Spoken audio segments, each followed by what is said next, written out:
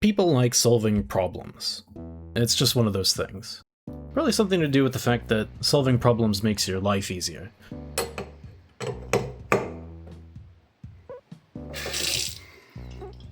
Or maybe it's just about feeling that smug satisfaction you get for being right, if the last 30 years of the internet is anything to go by. But we're not here for armchair psychology. Here we pursue only the nobler and far more rigorous discipline of armchair game design. There are a lot of games about solving problems, but puzzle games are perhaps the most fundamental. But what even is a puzzle game? Please don't close the tab. It was a joke. Well, kind of. This definition is going to be important.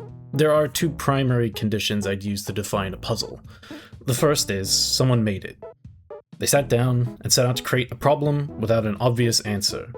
All the parts are there because the puzzle maker put them there either as part of the solution or to mislead and confuse you.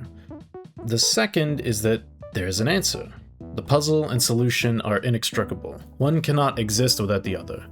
Sometimes there might be more than one way to do it, there might even be an unintended solution that the creator didn't think of, but it must be solvable.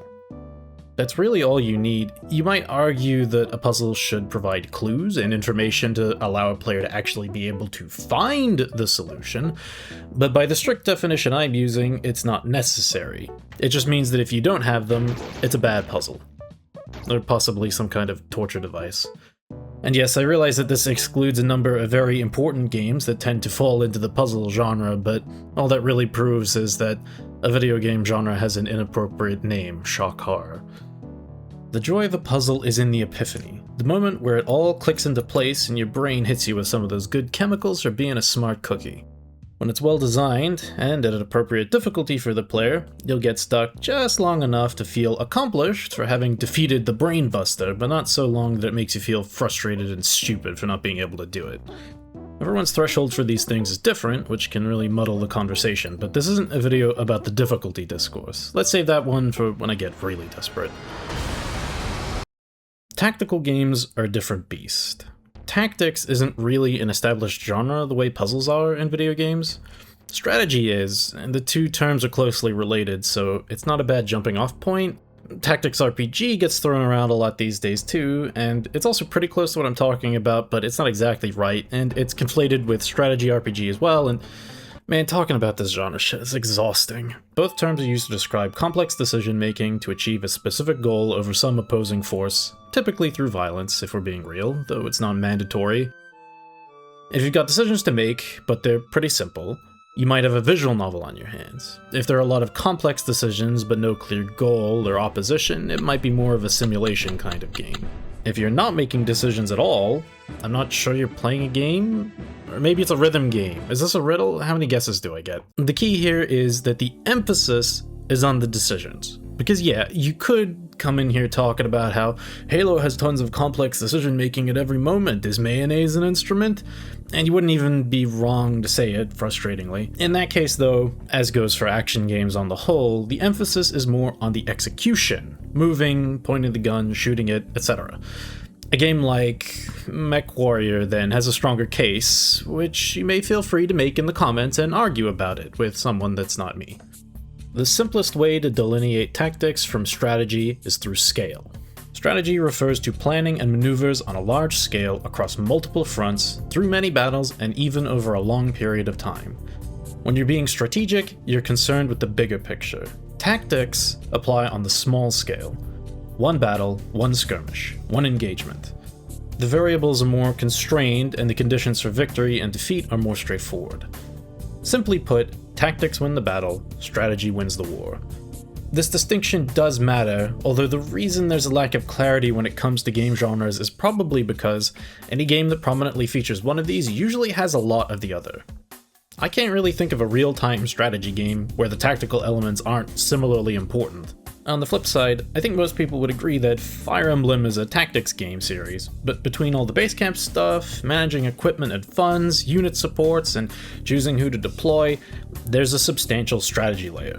So best practice would be to describe a game as tactics or strategy depending on if one is significantly emphasized over the other, and if it's pretty close, just default to calling it a strategy game because it's been too long and now it's stuck. So, Now that I've solved all genre arguments forever, it's not confusing anymore, hooray. It's time to move on to the alleged topic for today. Into the Breach. Subset Games' 2018 release and follow-up to their previous game, FTL, one of the spearheads of the roguelike revival of the late aughts, early 10s that we're all still languishing under the effects of today. It's a great tactical roguelike that I spent many a happy/salty hour on. Best game about pushing bugs into water I've ever played. Real masterclass of design, simple on the surface, depth to explore, and it always has some new hair-tearingly tricky situation waiting around the corner. But it's strange. Into the Breach doesn't really feel like a tactics game. It's hard to describe, but once you spend enough time playing these kinds of games, you develop some expectations about the way they play out. The core of the game systems just aren't the same as so many that had come before. In particular, information. Hidden information is one of the most powerful tools you have as a game designer. From the cards in your opponent's hand to whatever might be lurking out there in the fog of war, depriving the player of knowledge ratchets the difficulty of each decision way up. All of a sudden, a problem with an easy answer can become a fractal nightmare of potential situations and dead ends. It's impossible to account for every eventuality, so part of the game becomes understanding what is likely and mitigating the worst cases. Learning what might be in that gap of knowledge is a huge part of many strategy games, maybe even the most important part. Into the Breach gives you everything. Every action you or the enemy may take are clearly telegraphed, every outcome is predictable. The only time you'll be surprised is when you overlook something. HP, damage, unit positions, enemy attacks, and spawns, all of it, within the confines of the player's turn, are 100% consistent. Except for grid resistance, I guess. It doesn't matter that much usually. Into the Breach doesn't want the player to ever wonder what might happen. It's all laid out for them. You have all the time and information you need to make the best decision you can, so there's no excuse for messing it up. Check all the angles, think them through properly, maybe double check them just to be sure. This move looks pretty good, but maybe it could be better if I just... no, that sucks. This'll do. It encourages a very methodical approach to the fights. Like, there's a solution to this, just waiting for me to find it. Sequencing. Segueing very nicely from that last segment, turn order is another way that Into the Breach bucked the trend. Not that there was only one way to do this, though. The player moving all their units however they want, and then the enemy moving via some inscrutable rules is pretty typical. Maybe you can only move some of your units, or the same one multiple times. Alternating between one player unit and one enemy has been done. They could be on a timeline without distinct turns, probably a bunch of other ways too. Into the Breach is seemingly similar to the first example. You move your stuff, then the enemy does their thing. But you've got perfect information. Not only do you know exactly how the enemy will attack, but you also know the order they'll do it in. This can turn a threat into an asset in very short order. Just a little nudge and you can make problems solve themselves. Oh, the poor dear's gotten itself turned around and is firing at its friends, how sad. Sometimes it's as simple as getting out of the way and letting them sort each other out. Self-satisfaction on such a scale is seldom seen, and that, for you keeping track at home, is not alliteration, but sibilance. So you've got that in your back pocket in case you need to smug yourself off the face of the earth. Terrain. The battlescape can be somewhat overlooked, but where you're fighting is pretty damn important, contributing to the plight of the level designer as one of the most important members of the dev team that don't get enough recognition. Second only to the sound designer, or possibly third if we're counting QA, which we should. Cover, lines of sight, height advantage, impassable terrain, choke points, and resources all are governed by the field of play and can range from not present to the most impactful tactical feature. Some of these play a role in Into the Breach, but the part we care about are the hazards. Water, mostly. Kills bugs dead. Pits work too. In fact, there's all kinds of environmental unpleasantness to inflict on the Vec. Most of this stuff doesn't really care how many hit points they have, so it's very efficient at taking care of things. Why put all that work into dealing damage and adding up numbers when all you really need to do is find the bug a good home? Get it all squared away, nice and neat, where you don't need to think about it anymore. Snug as a bug in a riverbed. Welcome to my video essay about cozy games. The upshot is that the game has clean answers to a lot of your problems just lying around, and it gets you into the habit of hunting for them. Variance. The big one. Randomness, luck, chance, RNG, whatever you call it. It's the unpredictable stuff that's just out of your control. It's all over the place in both strategy and tactics games in far too many places to mention. Let's just focus on good old-fashioned hit chance as an example. When you make an attack, you're given a percentage or dice roll to see if it hits or misses. It's so basic that I feel kind of silly trying to explain it. This accomplishes two things for a game. It makes it so that things are different each time you play, and stops the game from becoming boring too quickly. If everything plays out exactly the same each time you see a given scenario, then playing it is kind of like solving a puzzle you already know the answer to, which is to say, not very interesting. It also introduces risk versus reward. It's a fundamental push and pull for so many games. Do we go for the outside chance to salvage a dire situation, or do we pack it up and get them next time? This'll work, right? I mean, it's really bad if it doesn't, but it'll just work. It didn't work. As you may have surmised, Into the Breach doesn't really have this. Perfect information and complete consistency means you don't really have to weigh things up like this. You might have some situations where you have a couple of similarly not great options and you need to decide which is least bad long term, but it's hardly a regular occurrence. Taking a turn doesn't have any surprises. It's all about iterating through your options and figuring out what gets you the best result. Kind of like a puzzle. Except, it's not. At least not according to the arbitrary definition I established earlier, which is irrelevant to everyone except myself, but let's put that aside for now. Nobody placed the pieces to intentionally befuddle you. There isn't even a solution to find, necessarily. You can get no-win scenarios and lose through no fault of your own. Because the idea that Into the Breach isn't random is just wrong. It's just that all the random stuff is pushed outside the parts that the player directly interacts with. Pilot level up abilities, pod rewards, weapons in the shop, missions on the map, enemy types on an island, enemy types on spawn, level layouts, and above everything else, enemy behavior is random. It just does that stuff first, and then lets you react to it. The VEC are pretty dumb too. There's clearly some scripting stuff that governs the way different enemies work. It's not as simple as move to nearest thing and attack it. It is very unpredictable how the enemy will move from turn to turn. But the game never really wants you to think about that. You can, and it proves helpful sometimes, but the design of the system is always pushing you to deal with the immediate problem in front of you and taking every turn one at a time. In a way, it pushes the tactical ethos to the extreme by breaking things down into single turns and isolating them. The longer-term concerns like bonus objectives and grid power are important for stringing the run together, but also fall into either, I need to deal with this now, or I can worry about this later. It's amazing how Subset was able to take something familiar and with a bit of restructuring made something that elicits an entirely different kind of game without actually changing genres. You get a lot of the upside of fun tactical interaction, but packaged with the satisfying feeling of solving a puzzle. It's proved to be pretty influential, with a lot of subsequent games taking direct inspiration or merely following in a shared design philosophy. While we're making unfounded sweeping statements, it seems to have precipitated a trend away from random hit chances in similar games. It plays into broader conversations about randomness in games. Lots of hit chance haters out there these days, I feel like. I missed a 90% shot, the game is bad kind of energy. There's probably a lot of reasons for this, not least of all the fact that this is completely anecdotal. Some of it might be due to changes in the industry. Rolling dice and hit percentages are mechanical holdovers from the pre-digital times, grandfathered in through war games and role-playing games and just board games generally. Early strategy games borrowed heavily from these, so it's easy to see how it became the norm. Video games were just different back in the 80s and 90s. Teams were smaller, development costs were lower, turnover was shorter, and game designers didn't give a shit about the players' feelings.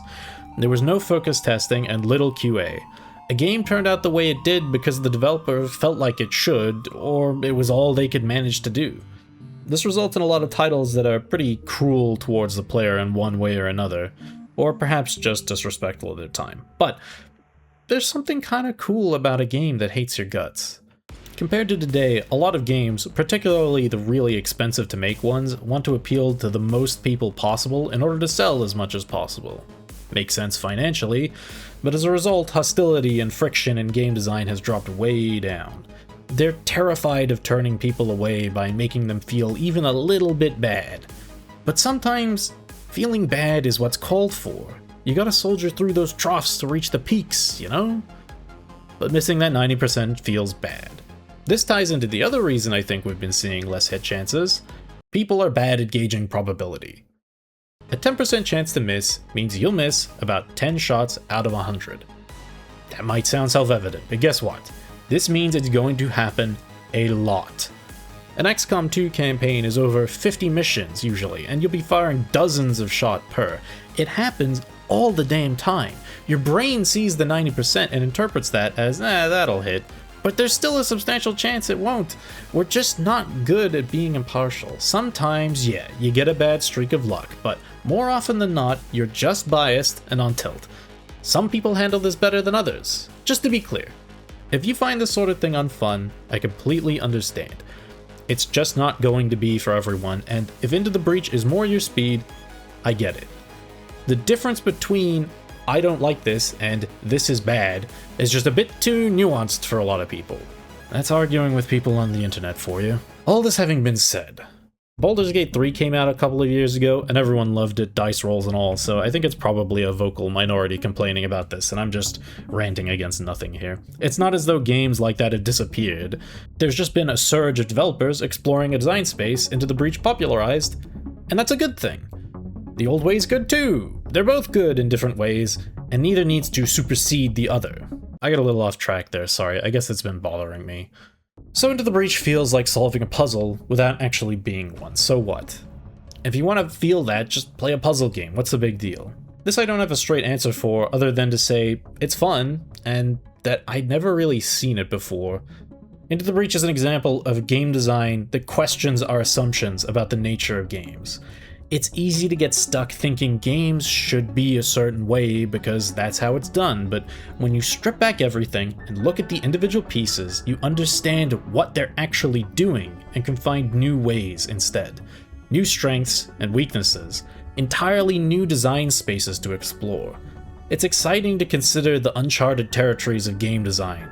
Video games are still a young medium, and though it can feel at times like there's nothing new under the sun, the reality is we're still learning more about what's possible year on year. Not so much technologically anymore, but creatively.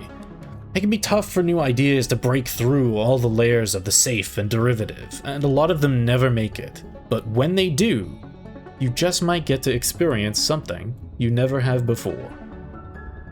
In conclusion, games that make you think are cool, and Into the Breach makes you think in a specific way that is really great and I like it a lot.